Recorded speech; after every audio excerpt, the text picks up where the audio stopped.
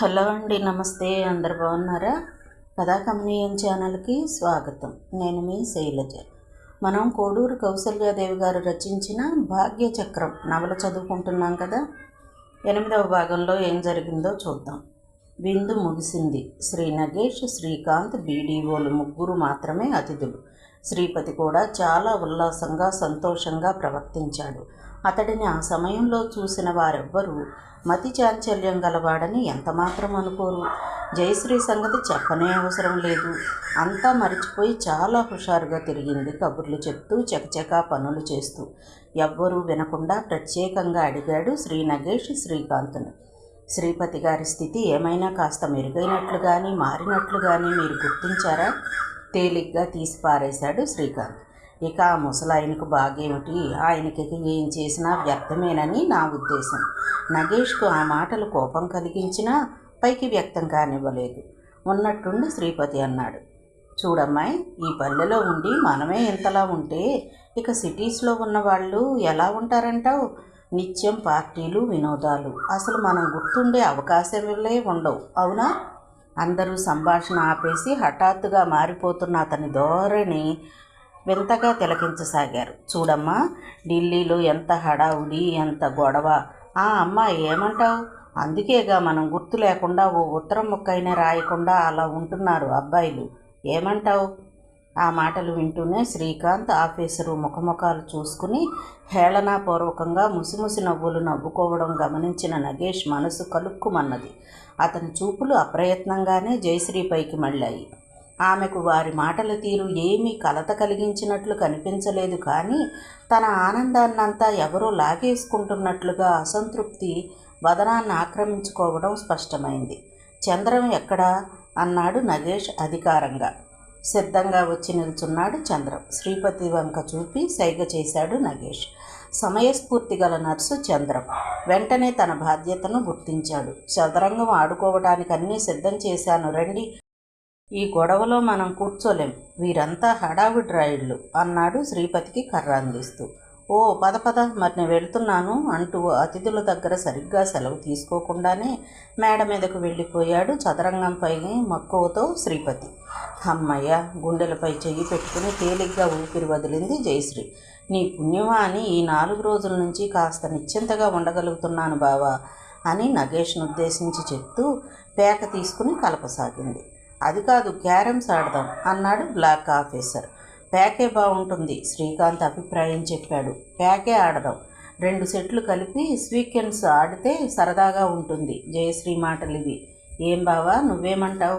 నేను వెళ్తున్నాను, పని ఉంది. హఠాత్తుగా లేచాడు నగేష్. మీకు ఇష్టమైంది ఆడుకోండి, మరి నేను వెళ్తున్నాను, నమస్కారం. ఓకే, వెళ్ళరండి అన్నారు శ్రీకాంత్ ఆఫీసరు ఒకేసారి. ఏం బావా, అప్పుడే వెళ్ళడం ఏంటి అంటూ తాను లేచింది జయశ్రీ. వెనకనే అడుగులు వేస్తూ వీధి ద్వారం వరకు వెళ్ళింది.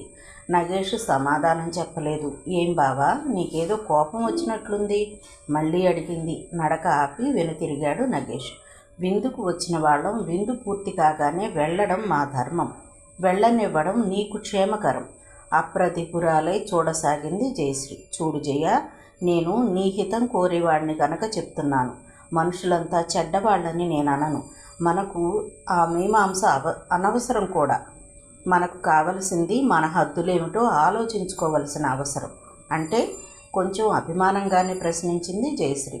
నువ్వు ఈ ఊరు నుంచి తరువాత వెళ్ళిపోయేదానివైనా ప్రస్తుతం ఇక్కడ ఉన్నంతకాలం ఇక్కడి ప్రజలను లెక్క చెయ్యాలి. వీళ్ళ మాటలు పాటించవలసిన అవసరం ఉన్నది. అందున ఘరానా ఇంటి స్త్రీలు కొన్ని హద్దులలో మెలిగితే కానీ ఆ ఘనత గౌరవాలు దక్కవు.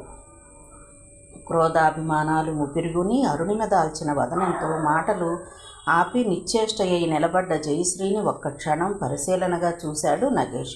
అంతకంటే వివరంగా చెప్పవలసిన అవసరం లేదనుకుంటాను, నువ్వే గ్రహించగలవు. నీకు మంచి చెప్పే మాటలు ఆగ్రహం చెందక సావధానంగా ఆలోచించుకో. నువ్వు నీ తండ్రి మతిస్థిమితం కోసం ఇక్కడికి వచ్చావు. నీ గురించి అన్ని విషయాలు నువ్వే ఆలోచించుకుని నేర్పుగా ప్రవర్తించాలే కానీ నీ గురించి జాగ్రత్తలు తీసుకునే వారెవ్వరూ నీ ఇంట లేరు. ఈ 2 విషయాలను నువ్వు ఒక్క క్షణం కూడా విస్మరించకూడదు. అవనత శిరస్కై మౌనంగా వింటున్న జయశ్రీ ముఖ భంగిమల నుండి ఎటువంటి భావమూ గ్రహించడానికి వీలు కాలేదు అతనికి. మరో 2 అడుగులు వేసి ఆగిపోయాడు నగేష్. అన్నట్లు జయ, రేపు అత్యవసరమైన విషయం మామయ్య గురించి నీతో చాలా మాట్లాడాలి. అలాగే, ఏ టైంకి వస్తావు? నేను రాను. ఒక పెద్ద కారణం ఉంది. బండి పంపిస్తాను. రేపు మధ్యాహ్నం సరిగ్గా 3 గంటలకు నువ్వు, మామయ్య, చంద్రం తప్పనిసరిగా రావాలి. జయ ముఖంలో అయిష్టత కనిపించింది. తప్పదంటావా? నగేష్ స్వరం కఠినంగా పలికింది. తప్పేది తప్పవలసింది కాదు. ఇది కూడా వైద్యంలో ఒక భాగమే. ఈ విషయంలో ముఖ్యులైన కొందరు వ్యక్తులు రేపు మా ఇంటికి వస్తారు. వారి సమక్షంలో మామయ్యను నేను పరీక్షించాలి. సరే. హుందాగా నడుస్తూ అంతకంతకు దూరమైపోతున్న అతన్ని అలా చూస్తూ నిలబడిన జయశ్రీ మదిలో అనేక ఆలోచనా తరంగాలు మెదిలాయి. ఒక్కసారిగా అతని పక్కన తనను తాను ఊహించుకుని కలలు కనబోతోంది. అంతలో మధ్యలో శ్రీధర్ వచ్చి నిల్చుంటాడు. మనసు రోషంతో అవమానంతో మండిపడుతుంది. ద్వైతీభావాలతో సతమతమవుతుంది. అంతలోనే ఎందుకా బాధ, నేనున్నాను రమ్మన్నట్లుగా శ్రీకాంత్ రూపం నిలుస్తుంది. నగేష్ కనుమరుగైన తరువాత మెల్లగా లోనికి వచ్చిన జయశ్రీని, నగేష్ వెళ్ళిపోయాడా ప్రశ్నించాడు బ్లాక్ ఆఫీసర్. అవును, వెళ్ళారు అన్నది ముక్తసరిగా ఆట దగ్గర కూర్చుంటూ. మరీ బడాయి. ఒక్క అరగంట మనతో గడిపినంత మాత్రాన అతని రాజకార్యాలన్నీ పాడైపోతాయా అన్నాడు శ్రీకాంత్. ఆఫీసర్ పగలబడి నవ్వాడు. అంత అహంభావం అన్నమాట. నిరసనగా అన్నాడు శ్రీకాంత్. నగేష్ విషయాలు మీకేం తెలుసు? నాకు తెలుసు. మేము కొంతకాలం సహాధ్యాయులం. అంతా సౌందర్యవంతుడు కావడంతో అహంభావం కలగడం సహజమే. అయితే ఇతడికి అది అందరిలాగా ప్రదర్శించకుండా చక్కగా నటించడం కూడా తెలుసు. కబుర్లలో పడటంతో ఆట మరి సాగలేదు. అనిర్వచనీయమైన అశాంతితో బాధపడుతున్న జయశ్రీ మౌనంగా వినటమే కానీ ఎటూ మాట్లాడలేదు. కానీ నగేష్ను గురించి చెడుగా వినటానికి ఆమె మనస్సు ఎందుకో బాధపడింది. హేళనగా నవ్వాడు శ్రీకాంత్. నగేష్ భార్య వెంగతో దిగ్గుళ్ళి చచ్చిపోయిందని వాడుక. ఆమె నాకు దూరపు బంధువులేండి. కారణం ఏమిటంటారు? గోపికాలోలుడనేగా. మళ్ళీ నవ్వాడు. అంతటి వాడన్నమాట. బ్లాక్ ఆఫీసర్ ఏదో మహాద్భుత విషయం పరిశోధించినట్లుగా తృప్తిపడ్డాడు. ఉలిక్కి పడింది జయశ్రీ మేను. తల 1000 వక్కలైనట్లు నగేష్ను గురించిన అటువంటి మాటలు వినడానికి ఎంతటి అప్రియమైన విషయాలు. నిజంగా బావ అటువంటి వాడా? యావత్ శరీరాన్ని నీరసం ఆవహించేసింది. మనసు కుతకుతలాడిపోయింది. బాధతో కణతలు రుద్దుకుంటున్న ఆమె మనోస్థితిని గ్రహించిన శ్రీకాంత్, మీకు సంగీతం ఏమైనా వచ్చా జయశ్రీ గారు? ఒక్క పాట పాడండి అని అభ్యర్థించాడు. స్త్రీల మనోరీతులు, వారిని ఆకట్టుకునే విధము అతనికి తెలుసు. సంభాషణ మారటంతో జయశ్రీ మనస్సు తాత్కాలికంగా ఉపశమనాన్ని పొందింది. నాకు రాదు, మీకొస్తే పాడండి అన్నది శ్రీకాంత్ని తిరిగి. నిజానికి శ్రీకాంత్ కోరుకున్నది అదే. తన ప్రావీణ్యాన్ని, ప్రత్యేకతను యువతులందరి ముందు ప్రదర్శించి ప్రత్యేకతను సంపాదించడానికే సతతం అతని తాపత్రయం. ఏ పూర్వజన్మ సుకృతమో, ఏ దేవత వరమో, గంధర్వగానం అతని సొత్తు. రూపురేఖలకు, సంభాషణా చతురతకు కూడా ఏమీ లోపం లేదు. అందువల్లనే ఆ దినాన సుదినమో దుర్దినమో నిర్ణయించలేని ఆ రోజున నగేష్పై అనిర్వచనీయమైన క్రోధాసహ్యాలతో మనసు మండిపోతున్న జయశ్రీ హృదయంలో శ్రీకాంత్ స్థిరమైన స్థానాన్ని సంపాదించుకోగలిగాడు. అతను సెలవు తీసుకుని వెళ్ళిన తరువాత కూడా పదే పదే అతని చిలిపి మాటలు, మోహనగానము ఆమెను వెన్నాడుతూనే ఉన్నాయి. జయశ్రీ సాధారణ యువతి. గొప్ప ఆదర్శాలు, నిశిత విమర్శత ఆమెకు లేవు. ఆమె యవ్వన దేహము, మనస్సు ఏదో తగుమాత్రం చదువు, అందము, చురుకుదనము ఉన్న తోడు కోసం తహతహలాడుతున్నాయి. అందుకు శ్రీకాంత్ అనుగుణంగానే ఉన్నాడు. డబ్బు సంగతి ఆలోచించవలసిన అవసరం ఆమెకు లేదు. తానే ధనవంతురాలు. ఇక మిగిలింది సంస్కారం. అది ఆమెకే లేదు. అసలు అటువంటి విషయం ఆమె ఎప్పుడూ ఆలోచించదు. అందుకే తన భాగస్వామి ఎన్నిక విషయంలో కూడా ఆమెకు ఆ పదం గుర్తుకు రాలేదు. నిజానికి ఆ సంస్కారం ఉన్న వ్యక్తులను ఆమె భరించలేదేమో కూడా. అందుకే శ్రీలక్ష్మిని సమర్థించి ఆదరించిన నగేష్ చేదయ్యాడు. నగేష్ని విమర్శించి వ్యాఖ్యానాలు సలిపిన శ్రీకాంత్ ఆత్మీయుడిగా తోచాడు. ఒక్క మాటలో జయశ్రీ మనోఫలకంపై అస్థిరంగా నాట్యమాడుతున్న నగేష్ ప్రతిమను త్రోసిరాజని శ్రీకాంత్ విగ్రహం సుస్థిరంగా నిలబడింది. కానీ ఓ పక్క మనస్సున నగేష్ ప్రతిమను కూడా తోసివేయలేకపోతోంది జయశ్రీ. అతిథులు నిష్క్రమించిన పిమ్మట ఏమో తనకే తెలియని బాధాక్రోధాలతో సతమతమవుతూ శయ్యపై అటూ ఇటూ దొర్లుతున్న జయశ్రీ చెవులకు పక్క గదిలో చదరంగం ఆడుతూ శ్రీపతి చంద్రాలు మాట్లాడుకుంటున్న మాటలు చికాకెత్తించసాగాయి. నోరు మూసుకోమని గట్టిగా అరవాలనిపించింది. అమ్మాయి గారు, నేను వెళ్తున్నానండి, పనంతా అయ్యింది, సామాను సర్దించేశాను అని చెప్పడానికి వచ్చిన మంగమ్మను నోటికొచ్చినట్టల్లా తిట్టాలనిపించింది. సరే వెళ్ళు అనేసింది. మంగమ్మ కదల్లేదు. కొద్దిసేపు తటపటాయిస్తూ నిల్చుని కడకు సాహసించి దగ్గరగా వెళ్ళింది. అమ్మాయి గారు, ఒంట్లో కులాసాగా లేదా? మెల్లగా ప్రశ్నించింది. చూడు మంగమ్మ, ఒకటి అడుగుతాను, నిజం చెప్తావా? అడిగింది జయశ్రీ లేచి కూర్చుని. విస్తుపోయింది మంగమ్మ. అడగండమ్మా, దానికేం అన్నది. మీ డాక్టర్ గారికి పెళ్ళెప్పుడైంది? ఏమోనమ్మా, 4 ఏళ్ళయిందేమో. పెళ్ళై 4 ఏళ్ళైతే 4 ఏళ్ల కొడుకు ఎలా ఉన్నాడు? తడబడింది మంగమ్మ. అదేనమ్మా, ఒక్క భార్యనే ఎరుగుదును, సెలవులకు వచ్చినప్పుడు తీసుకొచ్చేవారు. అంతకుముందు భార్య, బిడ్డ, ఈ అబ్బాయి. 2 భార్యలు చచ్చిపోయారా? మంగమ్మ భయంగా అటూ ఇటూ చూసింది. సంకోచిస్తూ చెప్పింది. అవును, 2 చచ్చిపోయారు. ఏం చేత? జయశ్రీ మనసు అల్లకల్లోలమైపోయింది. ముందు భార్యను అసలు మేమెవ్వరం చూడలేదమ్మా. యుద్ధంలోనే చేసుకున్నారట. ఒక బిడ్డ కలిగిన తర్వాత చనిపోయిందట. అసలు ఆ పెళ్ళి అయినట్టే మాకు కానీ అమ్మగారికి కానీ ఎవ్వరికీ తెలియదు. 2వ పెళ్ళి కూడా ఆయనే చేసుకున్నారు. అమ్మగారు చెయ్యనేలేదు.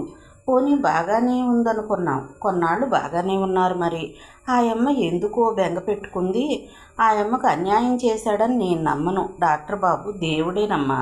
అంతేలే, కొందరు పైకి కనిపించరు, మగవాళ్ళు మహామోసగాళ్ళు అన్నది అక్కసుగా జయశ్రీ. కాదమ్మా నగేష్ బాబు. ఏమో చెప్పబోయిన మంగమ్మ జయశ్రీ తీక్షణ స్వరానికి కలవరపడి మాటలాపేసింది. ఇక నాకేం చెప్పకు, నువ్వు వెళ్ళు అని కోపంగా అరిచి గోడవైపు తిరిగి పడుకున్నది జయశ్రీ. నిర్ఘాంతపోయిన మంగమ్మ మెల్లగా తేరుకుని వెళ్ళిపోయింది. డాక్టర్ గారికి పెళ్ళైతే ఈవిడికి బాధెందుకో? పూర్వకాలపుదైన మంగమ్మకు ఎంతమాత్రం అర్థం కాలేదు. ఆలోచిస్తూ మేడమెట్లు దిగుతుంటే జయశ్రీ పరుగున వచ్చి ఆమెను కలుసుకున్నది. చూడు మంగమ్మ, నేను ఇలా అడిగినట్లు ఎవ్వరికీ చెప్పకేం అన్నది అర్థింపుగా. చెప్పనమ్మా, నాకేం పని? నిజంగా చెప్పవు కదూ? చెప్పను తల్లి, నీ మీద ఒట్టు. సరే వెళ్ళు. వచ్చినంత వేగంగానూ నిష్క్రమించింది జయశ్రీ. మంగమ్మ కొద్ది క్షణాలు నివ్వెరపోయి జయశ్రీ వెళ్ళిన దిక్కై చూసి తరువాత మెల్లగా నడక ప్రారంభించింది. నిజానికి ఆమెకు అంతవరకు ఆ విషయం ఎవ్వరికీ చెప్పాలనే ఊహే లేదు. కానీ జయశ్రీ ఎవ్వరితోనూ చెప్పవద్దని శాసించడంతో తక్షణం ఎవరికైనా చెప్పేస్తే కానీ ప్రాణం నిలవదు అన్న స్థితికి వచ్చేసింది. ఆమె మనసులో ఆరాటం జయశ్రీపై ఒట్టు పెట్టుకున్న విషయం కూడా మరచిపోయింది. ఈ విషయం ఎంత త్వరగా ఎవరికి చెప్పివేయటమా అని ఆలోచిస్తూ ఇల్లు చేరిన ఆమెకు దొడ్లో నూతి దగ్గర నీళ్లు తోడుతున్న నాగన్న కనిపించాడు. ఒరేయ్ నాగన్న, మరే వాడితో ఏదో రహస్యం చెప్పబోతున్న ఆమె నోరు శ్రీదేవి పిలుపు చెవిన పడ్డంతో మూతపడిపోయింది. వచ్చావా మంగమ్మ, అక్కడ విందు పూర్తయిందా అని యథాలాపంగా ప్రశ్నించింది వీధి వరండా మీద నుండి శ్రీదేవి. వచ్చానమ్మగారు, కాళ్ళు చేతులు కడుక్కుని శ్రీదేవి దగ్గరకు వచ్చి కూర్చున్నది మంగమ్మ. విందు ఎవరికి, ఏ విధంగా జరిగింది, ఏమేం చేశారు అని పెద్ద తరహా ఆసక్తితో ప్రశ్నించింది శ్రీదేవి. వివరంగా చెప్పింది మంగమ్మ. పనిలో పనిగా తన మనసులో దాగి ఉండలేక ఆరాటపడుతున్న విషయాన్ని కూడా వెళ్ళగక్కేసింది. అంతా చెప్పి, ఆ అమ్మాయి గారికి మన అబ్బాయి గారి మీద ఉన్నదేమోనండి అమ్మగారు అంటూ ముగించింది. శ్రీదేవి వదనంలో ఆనంద క్రోధారేఖలు మిళితమై పరుగులెత్తాయి. చాలే, అధిక ప్రసంగం నువ్వును. ఈ విషయాలన్నీ నిన్నెవరు మాట్లాడమన్నారు ఆ అమ్మాయితో? ఇంతలో ఈమెకి ఎంత అప్రసన్నత ఏమో మంగమ్మకు అర్థం కాలేదు. తాను చెప్పిన తప్పేంటో అసలే బోధపడలేదు. కానీ మేనత్తకు తగిన మేనకోళ్లే అనిపించింది ఆమెకు. వెళ్ళి నీ పని చూసుకో, ఇంకెవ్వరి దగ్గర నోరు జారకు, ఆ విషయం మర్చిపో అని ఆజ్ఞాపిస్తూ అక్కడి నుండి తన గదికి వెళ్ళిపోయింది శ్రీదేవి. అక్కడే మంగమ్మకు వచ్చిన చిక్కు. మామూలుగా ఎన్ని విషయాలు మాట్లాడుకున్నా ఆమెకు ఇబ్బంది ఉండదు, కానీ ఎవరితోనూ చెప్పకు అని మాత్రం ఎవరైనా అన్నారో ఇక అది కనిపించిన ప్రతి వారితో చెప్పేసే వరకు నిద్రపట్టదు. ఫలితంగా ఆ రహస్య విషయం వాడకట్టులో అమ్మలక్కలందరి నోళ్లలోనూ నలుగుతుంది. పొద్దుపోయి ఇంటికి వచ్చిన కుమారుణ్ణి, ఎక్కడికి వెళ్ళావు? మామయ్య గారింటికి విందుకొని వెళ్ళిన వాడివి తిరిగి ఇదేనా రావటం అన్నది శ్రీదేవి. అక్కడ భోజనాలు అయ్యాక అత్యవసరంగా విశాఖపట్నం వెళ్ళానమ్మా అన్నాడు నగేష్. ఏం మళ్ళీ ఏ పేషెంట్ విషయమైనా ఎవరితోనైనా మాట్లాడడానికా? లేదమ్మా, వేరే పని. పేషెంట్ విషయమే అనుకో. అన్నట్లు నా భోజనం అయింది, అక్కడే చేసి వచ్చాను. నువ్వేమీ శ్రమ పడకు, అలా కూర్చో అంటూ దుస్తులు మార్చుకుని శయ్యపై వాలుతూ, ఎక్కడా? శ్రీలక్ష్మి ఇంట్లో కాదు కదా? ఆ ప్రశ్నలు తప్పించాడు నగేష్. నా కోసం ఎవరైనా వచ్చారా నేను లేనప్పుడు? శ్రీధర్ నిద్రపోయాడా? ఆ మాత్రం గ్రహించలేని ఆమె కాదు శ్రీదేవి. అర్థం చేసుకున్నట్లుగా ఒక నిట్టూర్పు వదిలింది. ఉండు, కాసిన పాలైనా తాగి పడుకుంది గాని అంటూ లేచి వెళ్ళి పాల గ్లాసుతో తిరిగి వచ్చింది. నీకు నా మాటలు ఛాందసంగా కనిపించినా నా తల్లి ప్రాణం నీ గురించి గిలగిలలాడక మానదు. నా మాట నాదే, నీ నడవడి నీదే అన్నది కొంచెం నిష్ఠూరం ధ్వనింపచేస్తూ. పాలు తాగి గ్లాసు పక్కన పెడుతూ, లక్ష్మి ఇంటికి వెళ్ళినందుకేనమ్మా నీకింత కోపం అన్నాడు చిన్నగా నవ్వి. శ్రీదేవి మాట్లాడలేదు. ఆమెతో పని ఉండి వెళ్ళినప్పుడు మరి ఆమె మర్యాదలను విధిగా స్వీకరించొద్దా అమ్మా? ఏమిటి నీకు ఆమెతో అంత పని? అవన్నీ నీకు చెప్పి విసిగించటం ఇష్టం లేదమ్మా. అందుకే నీకు నేనేమీ చెప్పడం లేదు. మామయ్యకు నేను చేస్తున్న వైద్యం కేవలం మనస్తత్వ శాస్త్రంపై ఆధారపడి ఉన్నది. ఈ విషయంలో శ్రీలక్ష్మి ప్రమేయం కూడా ఉంది గనుక కొన్ని విషయాలు మాట్లాడడానికి అక్కడికి వెళ్ళవలసి వచ్చింది, అంతే. సరేలే, ఇంతకు నువ్వేం నిర్ణయానికి వచ్చావు? పర్వాలేదు, ఆయన పిచ్చి పూర్తిగా తగ్గిపోతుందనే అనుకుంటున్నాను. నీ పిచ్చి విషయం కాదు నేను అడుగుతున్నది. శ్రీదేవి కంఠంలో తీవ్రత. గతుక్కుమన్నాడు నగేష్. ఏదమ్మా, ఎక్కడా తీరిక లేనిదే ఆ విషయం ఆలోచించడానికి. అగ్నిలో ఆజ్యం పోసిన చందంగా రగులుకున్నది శ్రీదేవి ఆగ్రహం. అవును, అన్నీ అమర్చి పెడుతుంటే ఆ విషయం నీకు గుర్తెలా వస్తుంది? నేను చావాలి, ఈ ఇంటికి ఆడదక్షత అందము రావాలి. విసురుగా లేచిపోబోతున్న ఆమెను అలా అంటే నా మీద ఒట్టేనమ్మా. ఆలోచిస్తానని అన్నానుగా. నాకు కొంత వ్యవధి ఇవ్వు. కోపం పూర్తిగా తగ్గలేదు కానీ కొద్దిగా శాంతించింది శ్రీదేవి. సరే, నీకు ఒక్క 2 రోజులు మాత్రం వ్యవధి ఇస్తున్నాను అన్నది ఖచ్చితంగా. క్షమించమ్మా, ఓ వారం రోజులు వ్యవధి ఇవ్వు. శ్రీదేవి సమాధానం ఇవ్వలేదు. అమ్మా, మంద్రస్వరంతో పిలిచాడు రాజీ మార్గంలో. ఇంతకు మనం ఆలోచించి ఏమిటంటావు లాభం? అంటే అదే, ఎలా ఆలోచించుకోమంటావు నన్ను? అంటే అదేదో వివరంగా చెప్పరాదు? చెప్పటానికి ఏమున్నదమ్మా? విషాదహాసం చేశాడు. కంఠస్వరంలో ప్రత్యక్షంగా బాధ ధ్వనించింది. నువ్వు నా గురించి, శ్రీధర్ గురించి ఆలోచిస్తున్నావు. అవును, ఏముంది? మనకు కావలసినది మన అనే కంటే నీకు కావలసిన వ్యక్తి అంటే బాగుంటుందేమో. అనురాగమూర్తివే కానీ ఎవరో ఓ కన్య కాదు. ఈ ఇంటికి ఎంతకంటే నిండుదనాన్ని, సుఖశాంతులను సమకూర్చగల సమర్థనీయ జ్ఞానమై కావాలి. అవును, అక్షరాల అంతే. అయితే ఇక నేను ఆలోచించవలసింది ఏమీ లేదు. ఏమిటో నీ అడవి ధోరణి నాకేమీ బోధపట్టం లేదు విసుక్కున్నది శ్రీదేవి. పిచ్చి వాళ్లకు వైద్యం చేసి చేసి నీకు పిచ్చెక్కిందనుకోనా? విచారంగా నవ్వాడు నగేష్. నేను తిక్కగా మాట్లాడడం లేదమ్మా, కానీ మన ఆశ అడియాసే అంటున్నాను. మనం కోరినటువంటి అమృతమూర్తులు ఉండరని అనడం లేదు, కానీ మనకు దొరకడం దుర్లభం అంటున్నాను. ఎక్కడని వెతుకుదాం? ఎవరో ఒకరిని చేసుకుని ఈ ఉన్న సుఖం కూడా చేతులారా నాశనం చేసుకోవడం నాకు ఇష్టం లేదు. అయినా 2 సార్లు పెళ్ళయి 2 భార్యలను సాగనంపిన వాడిని తిరిగి ఒక కన్యను ఆశించడం అపరాధం కదా అమ్మా? నిండుగా నవ్వింది శ్రీదేవి.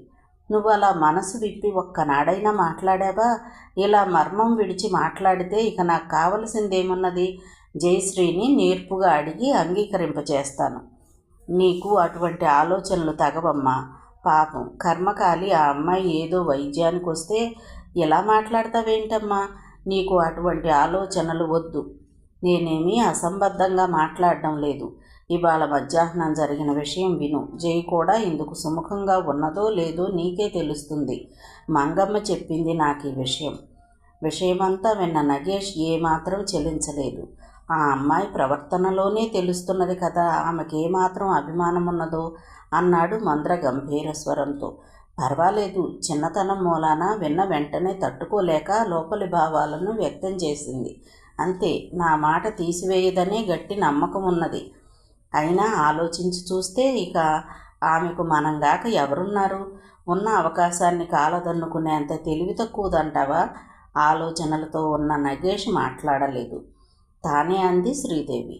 వివేకం సహనగుణం లేనిదే అంత చదువుకున్న పిల్ల ఈ పల్లెటూళ్ళలో పడి పిచ్చి తండ్రితో ఎలా వేక్కొస్తుందో పాపం. అసలు ఆనాడు నిన్ను తృణీకరించకపోతే ఇన్ని ఘోరాలు జరిగి ఉండేవే కాదు. ఆనాటి తన దప్పిదాన్ని ఈసరికి గుర్తించకుండా ఉంటుందంటావా? విషాద గంభీరహాసంతో అన్నాడు నగేష్. జయ విషయాలు నీకంటే నాకు బాగా తెలుసమ్మా. మనకెంత మాత్రం సరిపోదు. నిన్న వచ్చినప్పుడు శ్రీధర్ను చూసి ముఖం ఎలా చిట్లించుకుందో చూసావా? నా బాబును అలా అసహ్యించుకుని నిర్లక్ష్యం చేసి నా సుఖం కోసం పాకులాడేంత హీనుణ్ణి కాను నేను. ఆమెకు మంచి సంబంధం చూసి చేసి మన పెద్దరికాన్ని నిలుపుకుందాం అంతే. నగేష్: అవును, అయినా ఇటువంటి విషయాలలో బాగా యోచన అవసరం. తొందర తగదు. సరే పడుకుందాం, చాలా రాత్రి అయింది. భారంగా లేచి కదిలింది శ్రీదేవి. అన్నట్టు అమ్మ, రేపు మధ్యాహ్నం 2-3 అతిథులు రావచ్చు మన ఇంటికి. నీకు ముందే చెప్తున్నాను. అలాగే. మరెవరో కాదు, మామయ్య, జయ, బహుశా మరో 3-4. ఎవరు వచ్చినా ఏం జరిగినా నువ్వు కలవరపడకుండా అతిథి మర్యాదలకు లోపం రానియమని నాకు తెలుసు. ఆ మాటలలోని అంతరార్థం అభ్యర్థన, ఆజ్ఞలను గుర్తించినట్లు తల పంకించి నిష్క్రమించింది శ్రీదేవి. పడుకున్న నగేష్కు ఎందువల్లనో ఆనాడు రోజు వలె నిద్ర పట్టలేదు. ఆ సాయంత్రం శ్రీలక్ష్మితోటి సంభాషణా సన్నివేశాలే పదే పదే జ్ఞాపకానికి రాసాగాయి. శ్రీలక్ష్మి సాక్షాత్తు ఆ కమలజాత శ్రీలక్ష్మే అనిపించింది. అతి ముఖ్య సమయంలో అనుకోని సంఘటనలు సమకూడి మానవులను అయోమయం చేసి అగ్ని పరీక్షకు నిలబెడతాయనే విషయం అనుభవజ్ఞులకు మాత్రమే తెలుస్తుంది. చిత్రమైన ఊహించని సంఘటన మాలికను ఏ చలనచిత్రంలోనూ నాటకంలోనూ చూసి అది రచయిత సృష్టి అని సరిపెట్టుకుంటాం. కానీ ఇలా ఈ భూమిపై నిజ జీవితాలలో సంఘటనా సందర్భాలు మరీ చిత్రంగా ఉంటాయి. అందుకు ఏ తర్కవాదమూ సరిపోదు. ఆ ఉదయం నిద్రలేస్తూనే శ్రీలక్ష్మిని పిలిచి, ఈరోజు కాలేజీకి సెలవు పెట్టేయమ్మా, మీ అమ్మ వాళ్ళ చెల్లెలింటికి వెళుతుందట, దిగబెట్టిరా, నాకు ఖాళీ లేదు అని ఫర్మాయించాడు శ్రీనివాసరావు. క్షణకాలం తత్తరపాటు చెందింది శ్రీదేవి. ఆ దినం తాను ఎలాగూ సెలవు పెట్టి నగేష్ ఇంటికి పోవలసి ఉన్నది. కానీ మళ్ళీ ఈ పని పైన వేసుకుంటే ఎలాగా? అందుకే అన్నది, నాకు వీలు కాదమ్మా, నాకు వేరే పని ఉంది. అది పెద్ద పట్టణమేగా, ఇక్కడ రైలు ఎక్కేస్తే అక్కడ దిగిపోవచ్చు. రైల్వే స్టేషన్కు దిగబెడతాను, చాలా. శ్రీనివాసరావు, సుశీల ఒకసారే అన్నారు. అదేంటమ్మా, అయితే నీకు అమ్మ పని కంటే ఎక్కువైన పనులున్నాయన్నమాట. శ్రీలక్ష్మి మనసు బాధపడింది. తొందరపాటుతో తనెంత పొరపాటుగా మాట్లాడిందో గ్రహించింది. కుమారుడైనా కుమార్తె అయినా తనే వారికి. వారి విషయాలు చూడ్డానికంటే తనకెవరున్నారు? వారి పట్ల బాధ్యతను నెరవేర్చడమే తనకు పరమ కర్తవ్యం. చెల్లెలు, తమ్ముడు, చిన్నపిల్లలు, వారికి ఏమీ తెలియదు. అయితే నగేష్కి చేసిన వాగ్దానము ముఖ్యమైనదే. తన మాటను నమ్మి అతడు అన్నీ సిద్ధం చేసుకుంటాడు. ఆ మాట వమ్ము చేయటం కూడా తప్పే. బాధ్యత నిర్వహణ, మాట చెల్లింపు రెండూ ముఖ్యమే. క్షణాలలో కర్తవ్యం నిర్ణయించుకున్నది. సరేనమ్మా, 1 గంటలో బయలుదేరు, నిన్ను కారులో దిగబెడతాను. 2-2:30 గంటలలో అక్కడికి చేరుకుంటాం. అక్కడ నిన్ను దింపేసి పోయి నేను నా పని చూసుకుంటాను. మళ్ళీ ఎప్పుడు రావాలి నీకోసం? తర్వాత ఉత్తరం రాస్తాలే. సరే. అంత దూరము ప్రయాణం చేసి 2:30 గంటల అనంతరం తోపుట్టు ఇల్లు చేరినప్పటికీ అక్కడ ఉండాల్సిన అవసరం లేకపోయింది సుశీలాదేవికి. కారు దిగుతూనే కాలు జారి కింద పడిన ఆమె వెంటనే ప్రాణం శోషొచ్చినట్లు మూలుగుతూ మాట్లాడలేకపోయింది. అయ్యో, అదేమిటమ్మా? భయపడింది శ్రీలక్ష్మి. మంచినీరు పట్టింది. ఆమెను శయ్యపైకి చేరవేసి కొంత కోలుకోగానే చూసేసరికి ఎడమ చేతి మణికట్టు మాత్రం విరిగి ఉన్నది. అయ్యో బాబో, ఇదేమిటి కర్మ అని అధైర్యంతో దుఃఖించసాగింది సుశీల. పర్వాలేదమ్మా, నేను లేను, నువ్వు అలా కంగారు పడకు. తల్లి చంపల నీరొత్తి త్వరగా కారులో పరుండబెట్టి ఆ ఊర్లోని హాస్పిటల్కు తీసుకువెళ్ళింది శ్రీలక్ష్మి తల్లిని.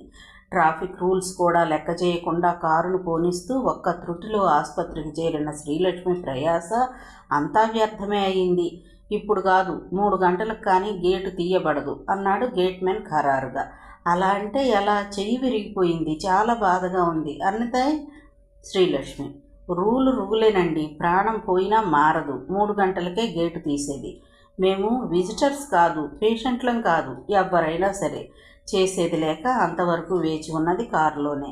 ఎలాగైతేనే 3 గంటలై గేటు తెరవబడింది. ఏదో పెద్ద స్వర్గద్వారాన్ని ఉదారంగా తెరిచినట్లు పోజు పెట్టాడు వాడు. ఆతృత అధికమైన కొద్దీ అతీగతి కనుక్కునేవాళ్ళు లేకపోయారు. నెత్తిమీద నాప్కిన్ ధరించడంతోనే నర్సులు ఎక్కడా నింగి నేల తెలియకుండా కడకు ఎలాగో శ్రమపడగా ఓ అరగంట పోయాక దేవమాత కనికరించి వచ్చిందా అన్నట్లుగా వచ్చింది ఒక నర్సు. ఏమైందండి ఈమెకు? అతి ఫ్యాషన్గా అడిగింది. చెప్పింది శ్రీలక్ష్మి. జారిపడ్డారని. ఎక్కడా? మేడ మీద నుండా? స్నానాల గదిలోనా? స్నానాల గదిలో. ఆ లిస్టు వినలేక చటుక్కుని ఏదో ఒకటి చెప్పేసింది శ్రీలక్ష్మి. అవన్నీ తర్వాత, ముందు చేతి కట్టు విషయం చూడండి. ఎంత డబ్బైనా వెనుదీయనవసరం లేదు. నర్సు ముఖం చిట్లించుకుంది. ఇదంతా మా రొటీన్ వర్క్. ముందు పేషెంట్ డేటా అంతా తీసుకోవాలి. చెప్పండి, ఈమెకెందరు పిల్లలు? నేనొక్కతినే. ఎవరైనా చచ్చిపోయారా? పుట్టిందే ఒక్కరా? శ్రీలక్ష్మికి వినడానికి అసహ్యం వేసింది. ఇక సమాధానం చెప్పకుండా కూర్చోమని తల్లికి చెప్పి తాను బయటకు నడిచింది. వరండా గోడ మీదనున్న బోర్డులో అప్పుడు డ్యూటీలో ఉన్న డాక్టర్ల లిస్టు కనిపించింది. 5గురికి 3 డాక్టర్లు సిక్ లీవ్ పెట్టారు. ఒక ఆమె అంతవరకు ఒక ఆపరేషన్ చేసి అలసిపోయి ఉన్నది. మరో 2 గంటలు విశ్రాంతి తీసుకుంటే కానీ ఎవరిని చూడదు. ఇంకొక ఆయన ఎక్కడికో షికారుకు వెళ్ళాడు. డ్యూటీ ఉండగా షికారేమిటి, బుద్ధి లేక అని అడగాలనిపించింది కోపంలో శ్రీలక్ష్మికి. కానీ తమాయించుకుంది. మరో 2 గంటల వరకు ఆ బాధ భరించలేరు. కనీసం ఫస్ట్ ఎయిడ్ చేయటానికైనా ఎవరూ లేరా అడిగింది శ్రీలక్ష్మి. లేరు, నర్సు ట్రెక్కుగా చెప్పింది. హాస్పిటల్స్ ఇంత అధ్వానంగా ఎప్పుడు మారిపోయాయి? స్వగతమే అయినా పైకే వినిపించాయి ఆమె మాటలు. షికారుకు వెళ్ళిన ఆయన్ను తీసుకురాగలవా అంటూ 5 రూపాయలు తీసి వార్డు బాయ్ చేతిలో ఉంచింది. డబ్బు చూడగానే వాడి ముఖం వికసించింది. వెళ్ళి తీసుకొస్తాం, ఇప్పుడే మనిషిని పంపిస్తాను. వెళ్ళిపోయాడు. లంచం తీసుకోవడం వంటిదే ఇవ్వడం కూడాను అనే సంగతి తనకు సాధారణ వ్యక్తులందరికంటే బాగా తెలుసు. కానీ మరి అవసరాలు? ఇటువంటి క్లిష్ట పరిస్థితుల్లో తనే నీతిని విస్మరించింది కదా. మరి సాధారణ మనుషుల సంగతి? తమకే ఇంత నిర్లక్ష్యం చేస్తున్న వీళ్ళు వారిని, విద్యాహీనులను అసలు లెక్క చేస్తారా? పాపం, అటువంటి వాళ్ళు అవసరార్థం ఏ అడ్డదారులు తొక్కకుంటే ఏం చేస్తారు? ఓ పావు గంట గడిచింది. దివి నుండి భూమికి అవతరించిన ఆపద్బాంధవంలాగా పోజు పెట్టి ప్యాంటు జేబుల్లో 2 చేతులు ఉంచి టీవీగా ఎటూ చూడకుండా కర్రలాగా నడిచి వచ్చాడు doctor Lingaraju. Hello doctor Raju, good evening. ఉయ్యారమంతా వలకబోస్తూ పలుకరించారు అతన్ని అక్కడ ఉన్న నర్సులు 4. What is the matter? దుమదుమలాడుతూ అడిగాడు అతను నర్సులను. వాళ్ళు వివరించారు. అంతవరకు శ్రీలక్ష్మి, సుశీలల అస్తిత్వమే గుర్తించని అతని కళ్ళు ఇప్పుడు ఒక్కసారిగా తీక్షణంగా వారిపైకి తిరిగాయి. సుశీలాదేవి విరిగిన చేతిని అటు ఇటు తిప్పి చూశాడు. నేను 4th ఇయర్ మెడికల్ స్టూడెంట్ను, రిటైర్ అయిన జడ్జి శ్రీనివాసరావు గారి అమ్మాయిని. తనని తానే పరిచయం చేసుకుంది శ్రీలక్ష్మి. అతను లెక్క చేయలేదు. ఒకసారి ఆమె వంక చూసి నర్సుల వైపు తిరిగి విసుగ్గా అన్నాడు. డాక్టర్లు కూడా మనుషులేనండి. డాక్టర్లకు వింత, వినోదము, విశ్రాంతి అక్కర్లేదా? ఎక్కడికి వెళ్ళినా అలా వెనకనే చాట పట్టుకుని వచ్చేస్తారెందుకు? No, that is bad. శ్రీలక్ష్మికి అసహ్యం వేసింది. వీడసలు డాక్టరేనా? వెధవ భాష. ఆ మాటలేమిటి, ఆ తీరేమిటి అనుకుంది. మరి వీరు కంగారు పడుతుంటే మీకోసం వచ్చామండి అన్నారా నర్సులు. ముఖం ముడుచుకుని ఒక పుస్తకం తీశాడు. ఎక్కడ పడ్డారు, ఎలా పడ్డారు? నర్సు అడిగిన లిస్ట్ అంతా డిటోగా అడగటం మొదలుపెట్టాడు. మధ్య మధ్యన అతనికి రాని విషయాలు వాళ్ళు చెప్పి సాయం చేస్తున్నారు. అసలు రహస్యం తెలిసిపోయింది శ్రీలక్ష్మికి. తెలివి తక్కువ అవతారం అన్నమాట. నర్సులు నేర్పుతున్నారు. అసలు అతనికి ప్రాథమిక విషయాలే బాగా తెలిసినట్లుగా లేవు. టెక్కు నిక్కు మాత్రం కావలసినంత. ఎంత రాసి పూర్తి చేసి ఇందులో ఏమంత కంగారు పడవలసింది ఏమీ లేదు. హాస్పిటల్లో జాయిన్ చేసేయండి, రేపు చూద్దాం అంటూ బయటకు పోయాడు. రేపా? ఆశ్చర్యం కూడా కాదు, మరో రకమైన అనుభూతితో, అసహ్యంతో ప్రశ్నించింది శ్రీలక్ష్మి. అవును, నిర్లక్ష్యంగా అంటూ వెళ్ళిపోయాడు. డాక్టర్ గారు చెప్పారుగా, చేర్చండి జాయినింగ్ ఫీజు. నర్సుల మాటలను సగంలోనే తుంచేసింది శ్రీలక్ష్మి. ఇవాళ చెయ్యి విరిగితే రేపొద్దున వరకు చికిత్స చేయించుకోలేనంత దుర్గతిలో మేము లేవు. డాక్టర్ అయిన వాడు చెప్పవలసిన మాట అదేనా? ఇటువంటివి చూసే డాక్టర్లు, నర్సులు, హాస్పిటల్స్ అంటే రాను రాను విలువ తగ్గిపోతుంది. నడువమ్మా వెళ్ళిపోదాం. తల్లిని లేవదీసి నడిపించసాగింది. డాక్టర్ గారి కంటే మీకెక్కువ తెలుసా? నర్సు కినకగా అన్నది. తల్లిని వెనక సీట్లోకి ఎక్కించి పరుండబెట్టి తాను స్టీరింగ్ ముందు కూర్చుని తలుపు వేసుకుంటూ అంది శ్రీలక్ష్మి. నాకు తెలిసినదల్లా ప్రజల్లో 300 మంది ఏ రంగంలో ఉన్నా తమ విధులను మర్చిపోయి సినిమా ప్రణయాలనే గుడ్డిగా అనుసరించాలనే వెర్రిలో పడిపోతున్నారని, ఈ హాస్పిటల్లో నాకు వైద్య సౌకర్యాల కంటే సినిమా ప్రభావాలు ఎక్కువ కనిపిస్తున్నాయి అంటూ కారు స్టార్ట్ చేసింది. ఆ శబ్దంలో నర్సుల గొణుగుడు కలిసిపోయింది. గేటు దగ్గర మలుపు తిప్పటానికి స్లో అయిన కారు ఒక నర్సు పరుగున వచ్చింది. డాక్టర్ మిస్ సిల్వియా మిమ్మల్ని పిలుస్తున్నారు. ఎందుకు? కారు ఇంజన్ ఆపకుండానే దారిలో ఆపి ఎదురడిగింది శ్రీలక్ష్మి. ఎవరా సిల్వియా? ఇందాక ఆపరేషన్ చేసి అలసి ఉన్నారని చెప్పాం కదా ఆమె. ఏమిటి విషయం? ఆమె గారి స్నేహితుడు ఒక ఆయన ప్రైవేట్ ప్రాక్టీస్లో ఉన్నారట, డాక్టర్ రామ్మోహన్ అని. మీరు అక్కడికి వస్తే అక్కడ ఈవిడ ఆయన కలిసి కట్టుకడతారట. ఎక్స్రే తీసి డబ్బు ఒక 90 వరకు అవుతుంది. ఇదన్నమాట అసలు ఏడుపు. ఇక్కడిచ్చే జీతాలు కాక ఇంకా ప్రైవేట్ ప్రాక్టీసులు చేసి ఇక్కడికి వచ్చిన కేసులు అక్కడికి తీసుకుపోయి డబ్బు సంపాదించుకుంటున్నారన్నమాట. అలా ఇచ్చుకోలేని వాళ్ళ గతి అదో గతి. చిచ్చి, ప్రాణాలు నిలబెట్టే ఈ మహత్తర విద్య ఇంతటి నీచుల చేతిలో పడి ఎంత దుఃఖిస్తున్నదో. నాకే అధికారం ఉంటే ఇటువంటి హీనులందరినీ వెంటనే పట్టాలు రద్దు చేసేద్దును అంటూనే కారు వేగం హెచ్చించింది. సాయంత్రం వస్తాను, ఇంట్లోనే ఉండండి. శ్రీకాంత్ పంపిన చీటీ చూసి నిజంగా చాలా సంతోషమైంది జయశ్రీకి. కానీ వెంటనే అంగీకారం తెలపటానికి కొంచెం ఆలోచించాల్సి వచ్చింది. మధ్యాహ్నం ఒకసారి తప్పక తమ ఇంటికి రావాలని నగేష్ ఆదేశం. అతడు ఏం మాట్లాడతాడో, ఎంత వ్యవధి తీసుకుంటుందో. ఆ సమయంలో ఆమెకు నగేష్ పైన తన తండ్రి పైన కూడా చెప్పరాని విసుగుదల, ఆగ్రహం కలిగాయి. ఇవాళ కాదు, రేపు తప్పక రండి అని సమాధానం పంపింది చివరకు. అసలే నిన్నటి నుండి శ్రీకాంత్ చుట్టూ ప్రదర్శనలు చేస్తున్న మనస్సు ఈ క్షణం నుండి పూర్తిగా అతడి మయమైపోయింది. ఎంత మంచివాడు! ఎందుకో ఇంత శ్రద్ధ నా పైన. నన్ను ప్రేమిస్తున్నాడా? అవును, నన్నెంతో గౌరవిస్తున్నాడు, ప్రేమిస్తున్నాడు. అందుకే నా చుట్టూ తిరుగుతున్నాడు, ప్రత్యేక శ్రద్ధను ప్రదర్శిస్తున్నాడు. శ్రీ నగేష్ లాగా గర్వంగా ప్రవర్తించడు, ఏదో బోధించాలని చూడడు. నగేష్కి ఎంత అహంకారం! ఏం చూసుకున్నా గర్వం! ఎంత మోసగాడు! ఇంత సన్నిహిత బాంధవ్యం ఉండి తన వివాహాల సంగతిని ఎంత రహస్యంగా దాచిపెట్టాడు. ఆ తల్లి శ్రీదేవి ఎంతటి నటనా చతుర! అంతటి హుందాతనంలోనూ ఎంతటి అల్పత్వం! తన కుటుంబ రహస్యాలు ఏమైనా తెలియనిచ్చిందా? నయం, మోసపోయాను కాదు. అసలు ఎందుకో ఇక నగేష్ ముఖం చూడాలనిపించడం లేదు. ఏమిటో వెగటుగా చికాగ్గా ఉంది. కానీ తప్పదు కదా, నాన్నగారిని ట్రీట్ చేస్తున్నాడు. ఆ విషయంలో అభినందించాల్సిందే.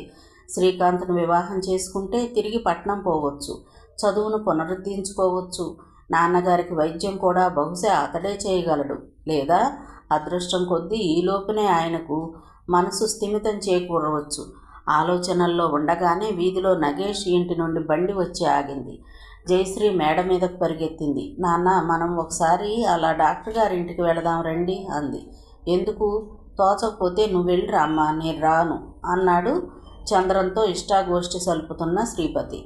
అలా కాదు, రావాలి నాన్న.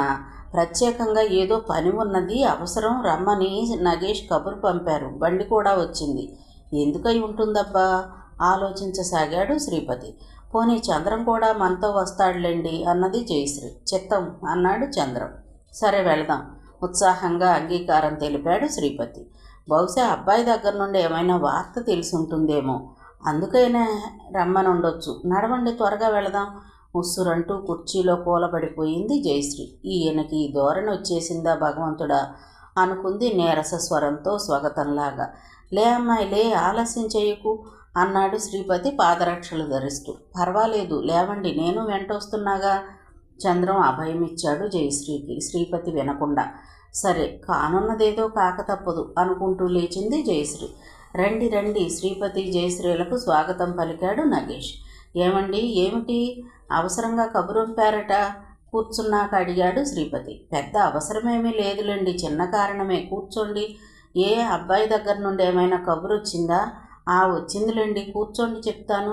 శ్రీదేవి కూడా నుండి వచ్చి కూర్చున్నది. ఆమె ముఖం ఏదో ఆందోళనను, ఆగ్రహాన్ని ప్రయత్నపూర్వకంగా మరుగుపరుస్తున్నట్లు స్పష్టంగా ద్యోతకమవుతున్నది. వచ్చారా అమ్మా అని జయశ్రీని ముక్తసరిగా పలుకరించి అన్యమనస్సుతో మౌనంగా కూర్చుంది. నగేష్ మాటిమాటికి వీధి గుమ్మంలోకి వెళ్ళి చూసి వస్తూ గదిలో గంభీరంగా పచారులు చేస్తున్నాడు. చంద్రం, శ్రీపతి కూర్చున్న యువకుల గది నలుమూలల్లోనూ చేతులు కట్టుకుని నిలబడ్డారు, ప్రత్యేక ఆజ్ఞ కొరకై ఎదురు చూస్తున్నట్లు. శ్రీపతి గది గోడలు పరికించుతూ ఏదో ఆలోచనలో పడిపోయాడు. ఆ గంభీరత్వాన్ని భరించలేక జయశ్రీ తనే సంభాషణకు ఉపక్రమించింది. హాలు మధ్యగా తెరవేసి ఉంది. దాన్ని చూపుతూ, ఇదేమిటత్తయ్యా, ఆ తెరచాటునేముంది? ఇదివరకు ఏమీ ఉన్నట్టుగా గుర్తులేదే. ఈ మనుషులు, ఈ గొడవ అంతా ఏమిటో ప్రత్యేకంగా కనిపిస్తుంది నాకు. ఏమోనమ్మా అన్నది అన్యమనస్కంగా శ్రీదేవి. ఏంటి బావా, ఏదో మాట్లాడతానని ఎంత ఆలోచిస్తున్నావేమిటి? జయ ప్రశ్న విని నగేష్ పచారులు ఆపి వచ్చి జయశ్రీకి సమీపంలో మరో ఆసనంపై కూర్చున్నాడు. మామయ్య మతి చాంచల్యం పోగొట్టే బాధ్యతను నువ్వు నాపై వేశావు అన్నాడు గంభీరమైన నేత్రాలతో ఆమె వంక చూస్తూ. అవును, అదేదో కొత్త విషయంలా మాట్లాడుతున్నావే. కొత్తది కాదనుకో, కానీ నీకో విషయం స్పష్టీకరించక తప్పదు. ఎంత నిర్మోహమాటంగా మాట్లాడుతున్నందుకు నీకు కోపం రాకూడదు. అతడి మాటలను మౌనంగా వింటున్నది జయశ్రీ. మామయ్యకు చికిత్సా విధానంలో నేను అనుసరిస్తున్నవన్నీ కొత్త పద్ధతులు, వింత పద్ధతులే. అందువల్ల ఆయన ఉన్మాదం తగ్గిపోగలదనే నా ఆశ. నా ఈ ప్రయత్నాలు, పద్ధతులు నీకు అయిష్టమైన, బాధాకరమైన సహించవలసిందే. కానీ నాపై కోపం తెచ్చుకోవడం కానీ, మరెవరిపైనా నింద వేయటం కానీ చెయ్యకూడదు నువ్వు. అంటే? అనుమానం, ఆత్రం ధ్వనించాయి జయశ్రీ స్వరంలో. నిర్మలంగా నవ్వాడు నగేష్. కంగారు పడకు జయ, నాపై పూర్తి నమ్మకం ఉంచు. నీకు నేను ఉపకారం చేసేవాడినే కానీ అపకారం, అవమానం చెయ్యను కదా. నా మాటల అర్థం నీకు తర్వాత బోధపడుతుంది. ఇప్పుడు ఇంతకంటే వివరించటానికి వీలు కాదు. తల పంకించి ఊరుకుంది జయశ్రీ. ఏమిటిది, నాకు చెప్పరేం? శ్రీపతి లేచి వచ్చి నగేష్కు దగ్గరగా కూర్చున్నాడు. అయ్యో, ఎందుకు చెప్పను, చెప్పడానికే కదండి రప్పించింది నవ్వుతూ అంటున్న నగేష్ ఒక నౌకరు ఆత్రంగా పరుగెత్తుకు వచ్చి గుమ్మంలో ఆగిపోవటంతో లేచి వాడి దగ్గరగా వెళ్ళాడు. వాడు చెప్పిన విషయం వినగానే నగేష్ ముఖం వికసించింది. ఇద్దరూ 10 నిమిషాలు ఏదో మాట్లాడుకున్నారు. అతనికి ఏవేవో హెచ్చరికలనిచ్చి ఓ అరగంటలో ఇక్కడ ఉండాలి అని చెప్పి పంపేసి తిరిగి వచ్చి శ్రీపతికి అభిముఖంగా కూర్చున్నాడు నగేష్. చూడండి రావు గారు, మీకు గతమంతా పూర్తిగా జ్ఞాపకం ఉంటుందా అని శ్రీపతి వదనాన్ని పరీక్షగా పరికిస్తూ అడిగాడు.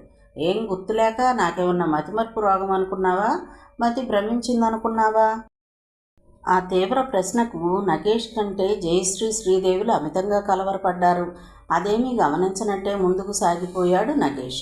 అయితే మీ అబ్బాయిలు ఎక్కడండి ఉద్యోగం చేస్తూ ఉంటారు? ఇదేంటయ్యా, డాక్టర్ను ఒక తెలివి తక్కువ వాడిగా కట్టేసి పకపకా నవ్వేశాడు శ్రీపతి. ఎన్నిసార్లు చెప్పాను నీతో ఢిల్లీలో పనిచేస్తున్నారని? ఓహో, తల పంకించి కొంచెంసేపు ఆలోచిస్తూ ఉండిపోయాడు నగేష్. చూడండి, ఆఖరిసారిగా మీ అబ్బాయిలను మీరు ఎప్పుడు చూశారు? సూటిగా అతని నేత్రాల్లోకి చూశాడు నగేష్.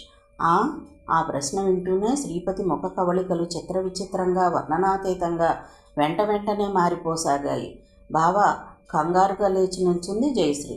నగేష్ అటు చూశాడు. భయంగా ఉందా జయ? పర్వాలేదు, పోనీ లోపలికి వెళ్ళి కూర్చోండి నువ్వు అమ్మ. తీసుకువెళ్ళమ్మా జయను లోపలికి. ఆ మాట అన్నదే చాలన్నట్లుగా శ్రీదేవి, జయశ్రీలిద్దరూ లేచి లోపలికి వెళ్ళిపోయారు. పిచ్చి చూపులు చూస్తున్న శ్రీపతి వైపు తిరిగి అన్నాడు నగేష్. ఆఖరిసారిగా మీరు మీ అబ్బాయిలు ఏ పరిస్థితుల్లో విడిపోయారో మీకు గుర్తుందా రావు గారు? తల విదిలిస్తూ చేతితో కణతలు రుద్దుకుంటూ అటూ ఇటూ అర్ధరహితంగా చూడసాగాడు శ్రీపతి. మర్చిపోయారు కాబోలు. పోనీలేండి, పోనీ మీ అబ్బాయికి మీరేమైనా పెళ్లి ప్రయత్నాలు చేశారా?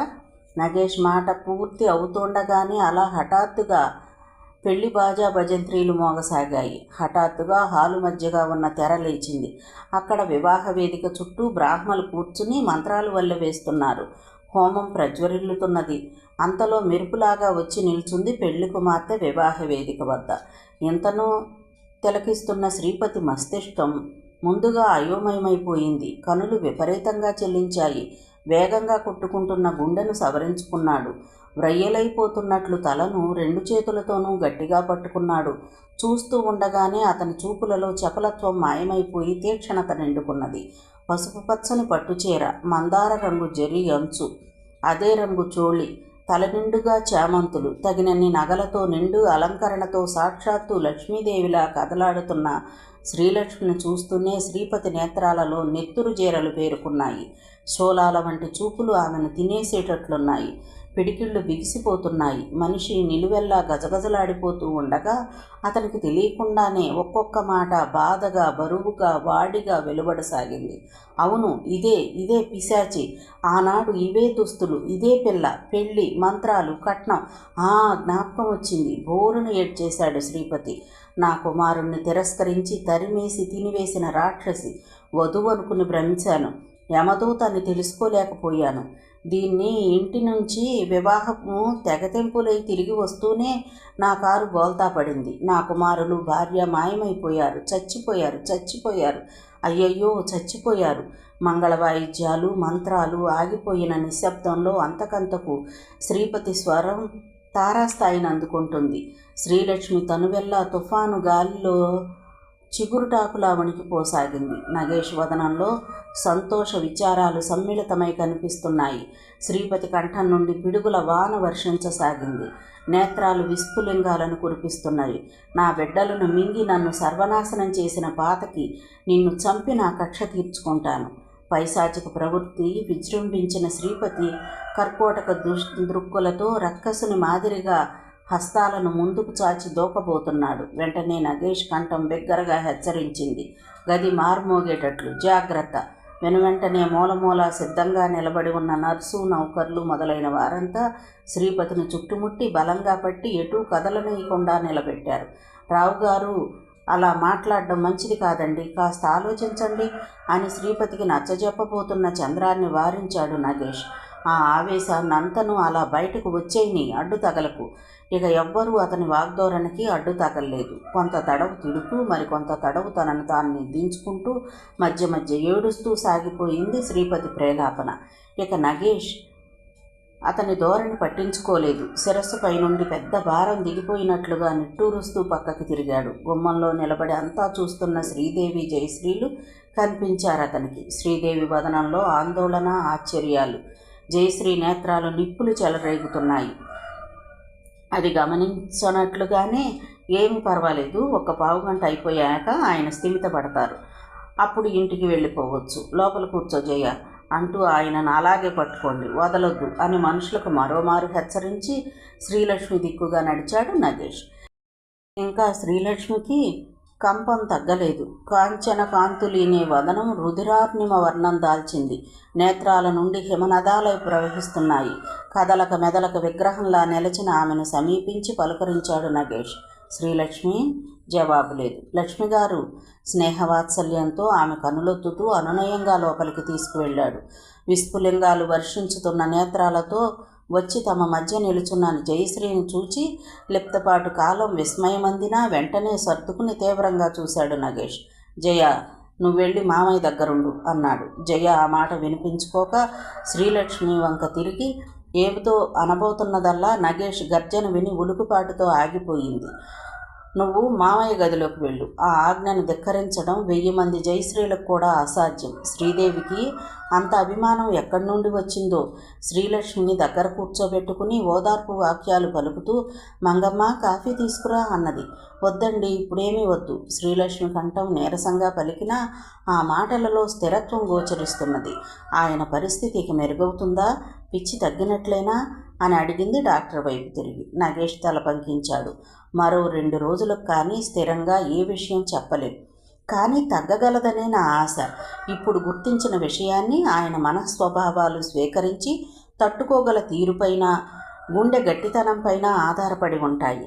గదిలో అంతకంతకు శ్రీపతి ప్రేలాపన, శోకవేగాలు తగ్గుతున్నాయి. మరి నాకు సెలవిప్పించండి. శ్రీదేవి వైపు తిరిగి నమస్కరించింది శ్రీలక్ష్మి. పరిపరి విధాలు పరిగెడుతున్న హృదయంతో మాట్లాడలేకపోయింది శ్రీదేవి. కూర్చోండి, వెళుదురు కానీ, తొందర. నాకు ఈ విధంగా సహకరించినందుకు మీకు ఏ విధంగా అభినందనలు చెప్పాలో తెలియకున్నది అన్నాడు నగేష్. ఆ మాటలన్నీ ప్రస్తుతం వద్దు డాక్టర్ గారు. నీరసంగా ప్రాధేయపూర్వకంగా పలుకుతున్నట్లుగా ఆ మాటలకు చెలించిపోయాడు నగేష్. శ్రీలక్ష్మి వదనాన్ని పరీక్షగా చూశాడు. ఆమె ఏదో మర్యాదకు అనడం లేదు. ఆ మాటలు అవి నాలుక చివరి నుండి రావడం లేదు. నిజంగానే అంటున్నది. బహుశా జరిగిన దానికి తట్టుకోలేకపోయి ఉండొచ్చు. గాబరా పడిందనుకున్నాడు నగేష్. డాక్టర్ గారు, మీకిక్కడ ఇంకా శ్రీపతికి గారితో ఏమైనా పని ఉన్నదా ఇవాళ? అడిగింది శ్రీలక్ష్మి. లేదు, ఏం? చిన్న రిక్వెస్ట్. వెంటనే ఇప్పుడు ఆసుపత్రికి వచ్చి వైద్యం చేయగలరా? మీరు చాలా అలసిపోయి ఉన్నారనుకుంటాను. అడగటానికి ధైర్యం చాలడం లేదు. వెంటనే లేచి నిల్చున్నాడు నగేష్. ఏంటి అలా మాట్లాడుతున్నారు ఇవాళ? చాలా గాబరా పడుతున్నట్లుగా. నడవండి, ఎవరికి వైద్యం? అయితే రండి, ఒక్క క్షణం కూడా ఆలస్యం కాకూడదు. ఇంకా మీకు దారిలో అంతా వివరంగా చెప్తాను. లిప్తపాటు ఆలోచించి తల పంకించాడు నగేష్. సరే నడవండి అన్నాడు నిశ్చయంగా. తల్లి వైపు తిరిగి, అమ్మా, మామయ్య ధోరణి అంతకంతకు తగ్గుతుంది. మరి కొద్దిసేపు పోయాక పూర్తిగా స్థిమితపడతారు. చంద్రానికి అన్నీ తెలుసులే, వారింటికి తీసుకుపోతాడు. లేదా ఇష్టమైతే ఇక్కడే ఉంటారు. నీకేమీ గాబరా లేదుగా? నేను కొంచెం ఆలస్యంగా వస్తానేమో. శ్రీలక్ష్మితో వెళ్ళవద్దని అనటానికి సాహసించలేకపోయింది శ్రీదేవి. మరి ఎలా వెళ్తారు మీరు? కారు రాలేదు. అమ్మాయి ఎలా వచ్చింది అని ప్రశ్నించింది. ఊరి చివర ఆపి వచ్చానండి అన్నది శ్రీలక్ష్మి. నగేష్ వివరించారు. కారు చూడగానే ఆయన ధోరణి, ఆవేశం అధికమైపోతాయి. అప్పుడిక ఎవరిని గుర్తుపట్టకుండా గొడవ చేస్తారు. అందుకే కారుని ఊరు వెలుపలే ఆపించేసి అక్కడికి బండి పంపించాను. ఓహో, డ్రైవర్, మన కారు సిద్ధం చేయి ఆజ్ఞాపించాడు నగేష్. సిద్ధంగానే ఉందయ్య గారు. ముందు నడుస్తున్న శ్రీలక్ష్మి ఆగి చెప్పింది. చెయ్యి విరిగిన వాళ్ళకి కట్టుకట్టడానికి సిద్ధంగా రావాలి మీరు. మీ ఆసుపత్రిలో చేస్తారా ఆ వైద్యం? డాక్టర్ నేత్రాలలో సానుభూతి వర్షించింది. వివరాలు ప్రశ్నించబోయి మానేశాడు. దానికేముంది, ఎక్స్రే తీసి కట్టుకట్టాలి. నడవండి. మీకు ఆ మాత్రం తెలియదా? మళ్ళీ వీధి మెట్ల మీద నుండి శ్రీదేవికి నమస్కరించి కారు ఎక్కింది శ్రీలక్ష్మి. పక్కనే స్టీరింగ్ ముందు కూర్చున్నాడు శ్రీనగేష్. మిగతా కథ తరువాతి భాగంలో చూద్దామండి. కథ విన్నందుకు ధన్యవాదాలు. ఈ నవల మీకు నచ్చితే ఒక లైక్ చేయండి, షేర్ చేయండి, నా ఛానల్ని సబ్స్క్రైబ్ చేసుకోండి, నన్ను సపోర్ట్ చేయండి. మీరు ఇచ్చే ఒక్క లైక్ నాకు, నా ఛానల్కి ఎంతో సపోర్ట్ని ఇస్తుందండి. ఉంటానండి. Thank you.